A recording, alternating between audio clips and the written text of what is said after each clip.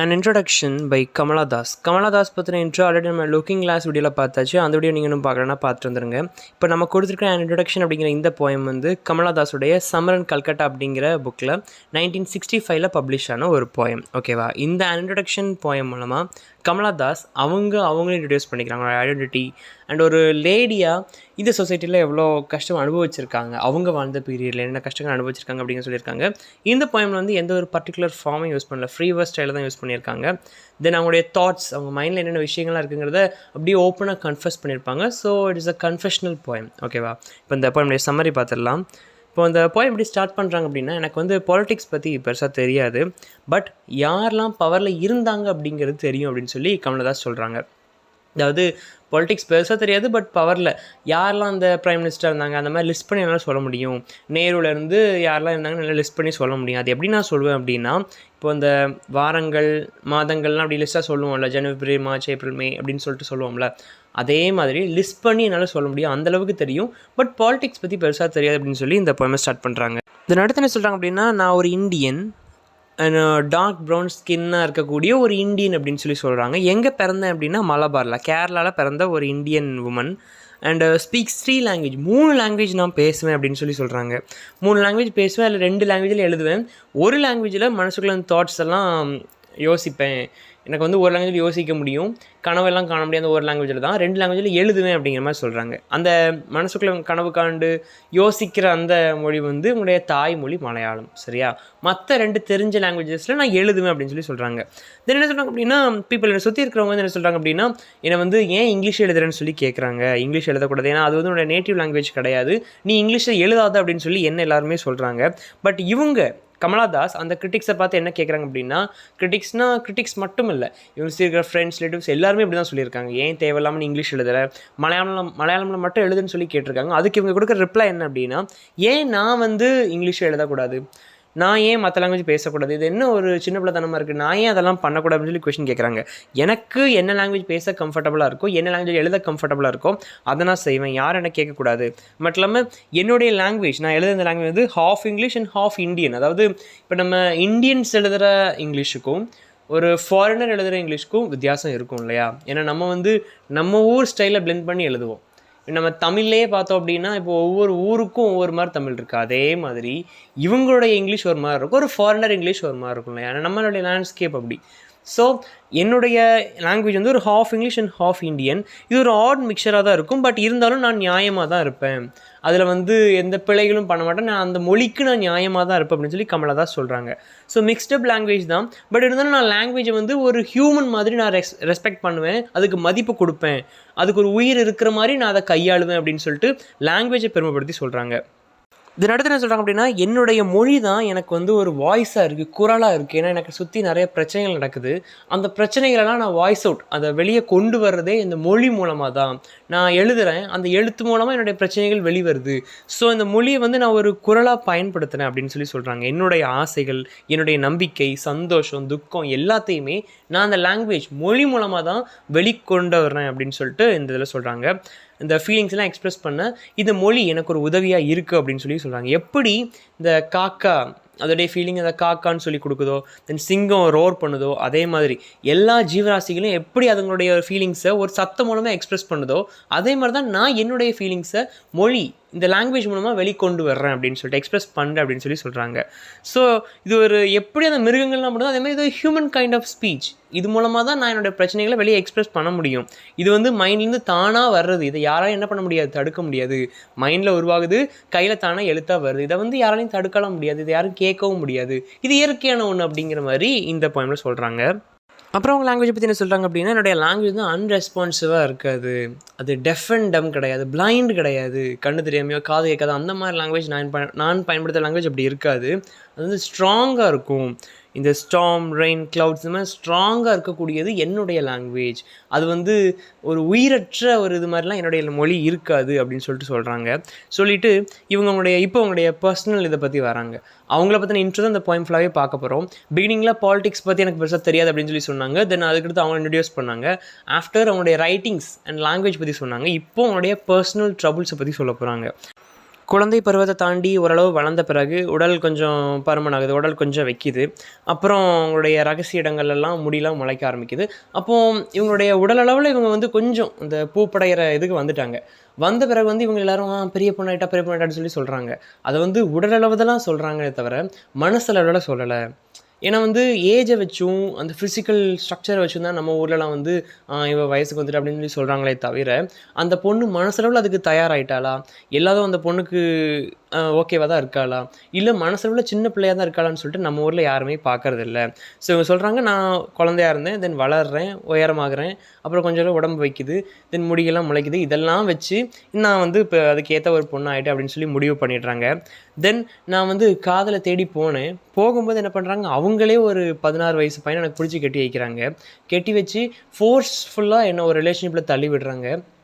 தள்ளி விடுறது மட்டும் இல்லாமல் அந்த பர்சன் என்னை பெட்ரூம்குள்ளே தள்ளி விட்டு டோரை லாக் பண்ணி என்னை வந்து அந்த பர்சன் பீட் பண்ணல. பட் பீட் பண்ணல அப்படின்னாலும் என்னால் வலியை உணர முடியுது அப்படின்னு சொல்லி சொல்கிறாங்க. இது வந்து நம்ம ஆல்ரெடி பார்த்தோம், இதுக்கு முந்தின லுக்கிங் கிளாஸ்லேயே பார்த்தோம். இவங்க வந்து ஓப்பனாக நிறைய விஷயங்களை ஷேர் பண்ணக்கூடிய ஒரு ரைட்டர் இல்லையா. ஸோ இதுலேயுமே வந்து அவங்களுடைய பர்சனல் ட்ரபிள்ஸை கன்ஃபெஷனல் போயம்னு சொன்னோம் இல்லையா. ஸோ ஓப்பனாக நிறைய விஷயங்கள் சொல்லியிருக்காங்க. பெட்ரூம்குள்ளே தள்ளி இவங்களை இது பண்ணது அவங்களுடைய ஹஸ்பண்ட் தான். பட் இருந்தாலும் அந்த ரிலேஷன்ஷிப்பில் கமலா தாஸ்க்கு ஒரு பிடிப்பில்லாத ஒரு பிடிக்காத ஒரு ரிலேஷன்ஷிப் தான். அப்படி இருந்தும் நம்ம ஊர்களில் பெண்களுக்கு இதுதான் நடக்குது அப்படிங்கிறதா சொல்கிறாங்க. ஒரு பருவம் வந்த உடனே இவ பூப்படைஞ்சிட்டா, அப்போ இவளை கல்யாணம் பண்ணி தான் வைக்கணும் அப்படின்னு சொல்லிட்டு பிடிச்சி தள்ளி விட்றாங்க. அந்த பொண்ணுக்கு விருப்பம் இருக்கா இல்லையா, அவளுக்கு மெச்சூரிட்டி வந்துட்டா, அதெல்லாம் யாருமே பார்க்குறது கிடையாது. அவள் உடல் அதுக்கு ஏற்ற மாதிரி ஆகிட்டு ஸோ தள்ளி விட்டுருங்க அப்படிங்கிற மாதிரி பெண்களை கொடுமைப்படுத்துகிறாங்க இந்த ஊரில் அப்படிங்கிற மாதிரி தான் இந்த போயமில் சொல்கிறாங்க. ஸோ ஒரு பர்சனுக்கு இவங்க லவ்வை தேடி போகும்போது நாங்களே உனக்கு ஒருத்தனை கட்டி வைக்கணும்னு சொல்லி 16 வயசில் ஒரு ஆளை இந்த பொண்ணு கட்டி வைக்கிறாங்க. அவன் ஆப்போசிட்டில் இருக்கிறது இந்த பொண்ணுக்கு தெரியுமா தெரியாத எதையுமே அந்த பர்சன் ஆப்போசிட்டில் இருக்கிறவன் பார்க்காம இந்த பொண்ணை ஃபோர்ஸபுளாக ரிலேஷன்ஷிப்பில் இன்வால்வ் பண்ணுறான். பண்ணதில் இவளுக்கு அடி வாங்கின மாதிரி இல்லை, ஆனால் வலி உள்ளே இருக்குது. ஏன்னா பெயின் இருக்க தானே செய்யும். ஸோ என்னால் வலியை உணர முடியுது அப்படிங்கிறத இதில் சொல்கிறாங்க. இப்படி வலியை உணரும்போது அந்த ஆப்போசிட்டில் இருக்கிற பர்சன் முன்னாடி தான் சின்னதாக சுருக்கப்பட்டதாக இவங்களுக்கு ஒரு ஃபீலிங் வருது. மட்டும் இல்லாமல் இப்படி ஃபீலிங் வந்தாலும் இவங்க என்ன பண்ணுறாங்க அப்படின்னா, ஐயோ நம்ம வந்து ஒரு உமனாக இருக்கிறதுனால தானே, இந்த ஒரு உடல்வாகில் இருக்கிறதுனால தானே, இந்த ஒரு சாரிகேட் இருக்கிறதுனால தானே நம்மளை வந்து இப்படி ஒருத்த வந்து இது பண்ணுறான், நம்ம வந்து ஆணாக மாறிடலாம், வெளியே நம்ம அப்படி காட்டிக்கலாம் அப்படின்னு சொல்லிட்டு இவங்களுடைய பிரதருடைய கிளாத்ஸ் வச்சு இவங்க போட ஆரம்பிக்கிறாங்க. தென் முடியை வெட்டி ஷார்ட் ஆக்கிக்கிறாங்க.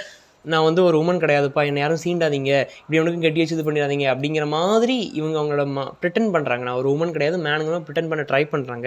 பட் இவங்க சுற்றி இருக்கவங்க என்ன சொல்கிறாங்க அப்படின்னா, நோ ஒழுங்காக சாரி கட்டு, நீ ஒரு உமனாக இரு, நீ ஒரு பொண்ணாக தான் இருக்கணும், ஒருத்தனை கல்யாணம் பண்ணி கொடுத்தாச்சு அவனுக்கு ஒய்ஃபாக இருக்கிற வழியை மட்டும் பாரு, அவனை தொடும்போது நீ எதுவும் சொல்லக்கூடாது அப்படிங்கிற மாதிரி சுற்றி ஸ்ட்ரிக்டாக இவங்களை சுற்றி எல்லாருமே கட்டாயப்படுத்துகிற மாதிரி இதில் சொல்லியிருக்காங்க.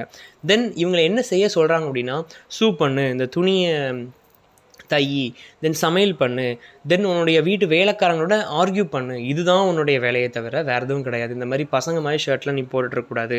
ஒன்று ஏமி ஆயிரு, ஏமினா உன்னுடைய childhood nick name, P Aami or P Kamala or Madhavikutty. ஒன்று ஏமி ஆயிரு, இல்லை கமலாவாரு, இல்லை மாதவி குட்டி உன்னுடைய பெண் நேம். 3ல் ஒரு ரோலில் நீ இருக்கணும். அதை விட்டுட்டு 3ஐயுமே கலந்தடிக்கக்கூடாது. அதாவது ஒரு ஐடென்டிட்டியை நீ சூஸ் பண்ணு. ஒன்று மனைவியாக இருக்கியா, மனைவியாக இரு, இல்லை எனக்கு வேணாம் போறியா போயிடு, எதையாவது ஒன்று நீ பண்ணணுமே தவிர 3ஐயுமே சேர்த்து குழப்பத்தில் நீ இருக்கக்கூடாது அப்படிங்கிற மாதிரி சொல்கிறாங்க. பிக் அ நேம் ரோல், ஏதாவது ஒரு ரோலை நீ சூஸ் பண்ணியே ஆகணும், அதுக்குள்ளே நீ குழப்பிட்டுருக்கூடாது.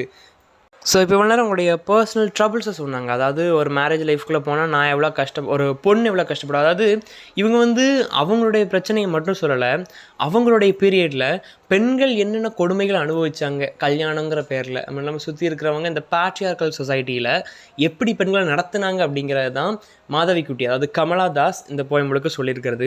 இப்போ வந்து அவங்க உலகம் முழுக்க ஆண்கள் இப்படி தான்ப்பா இருக்காங்க அப்படிங்கிற மாதிரி சொல்கிறாங்க. ஸ்பீக்கர் ரிமெம்பர்ஸ் என்ன ரிமெம்பர் பண்ணுறாங்க அப்படின்னா, இவங்க ஒரு மேனை பார்த்துருக்காங்க, பார்த்து அந்த ஆள் மேலே உங்களுக்கு ஒரு காதல் வந்திருக்கு. பட் அந்த ஆளுடைய பேரை வந்து இவங்க யார்ட்டையுமே ஷேர் பண்ணலை. சரியா, இவங்க விரும்பின அந்த பர்சன் வந்து ஒரு ரிவர் மாதிரி ரொம்ப ரஷ்ஷிங்காக, அதாவது அந்த டிசையர் விஷயத்துலேருந்து ரொம்ப பேஷனேட்டாக இருந்திருக்காரு இவங்க விரும்பின அந்த பர்சன். ஓகேவா, பட் இவங்க நம்ம மாதவி குட்டி கமலாதாஸ் இருக்காங்க இல்லையா, இவங்க அப்படி கிடையாது. நான் வந்து ஒரு கடல் மாதிரி பொறுமையாக வெயிட் பண்ணக்கூடிய ஆளை திரும்ப அடித்து பொறுமையாக பேஷண்ட்டாக வெயிட் பண்ணிக்கிட்டே இருப்பேன். ரிவர் மாதிரி ஃபோர்ஸ்ஃபுல்லான ஆள் நான் கிடையாது. ஸோ இவங்க வந்து இதில் இவங்களையும் அவங்க லவரை மட்டும் சொல்லலை, every man and every woman அதாவது உலகம் முழுக்க இருக்கிற எல்லா ஆண்களுமே இப்படி தான் ரொம்ப ஃபோர்ஸபுளாக ரொம்ப டெரிபிளாக இருக்கக்கூடியவங்க ரிலேஷன்ஷிப்பில்.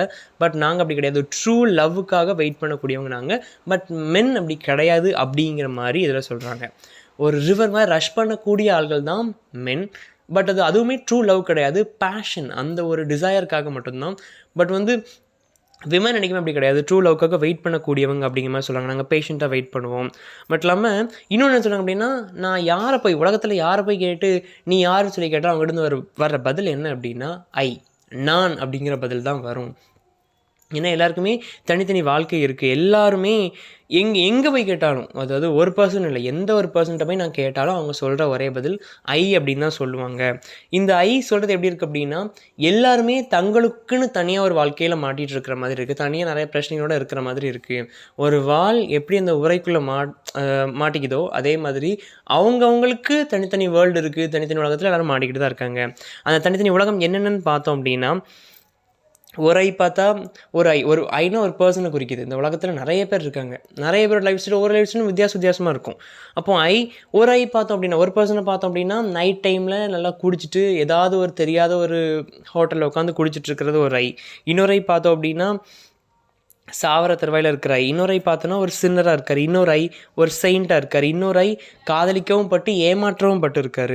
இன்னொரு பார்த்தோம் அப்படின்னா எல்லா சந்தோஷத்தையும் அனுபவிக்கிறது, எல்லா கஷ்டத்தையும் அனுபவிக்கிறது, இப்படின்னு பல இருக்குது. இன்னொரு பார்த்தோம் அப்படின்னா ஒரு பொண்ணை செக்ஷுவல் ரிலேஷன்ஷிப்புக்கு இழுத்து விட்டு அவளை ரேப் பண்ணிவிட்டு அதுக்கடுத்து அதை நினச்சி வருந்துறது ஒரு இருக்குது. இப்படி பல இப்போ நிறைய பர்சன்ஸ் இருக்காங்க.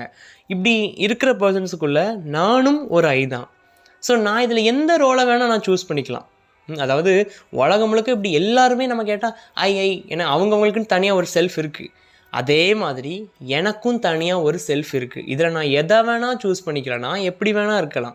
என்னை யாருமே குவெஷன் பண்ணக்கூடாது, கேட்கக்கூடாது அப்படிங்கிறது தான் கமலா தாஸ் இந்த எண்டிங்கில் சொல்கிறாங்க. நிறைய உலகம் முழுக்க பார்க்க எல்லாருக்குமே செல்ஃப், அதாவது என்னை எந்த ஒரு சொசைட்டல் நார்ம்ஸ்குள்ளேயும் நீங்கள் அடக்கக்கூடாது, அடக்க முடியாது.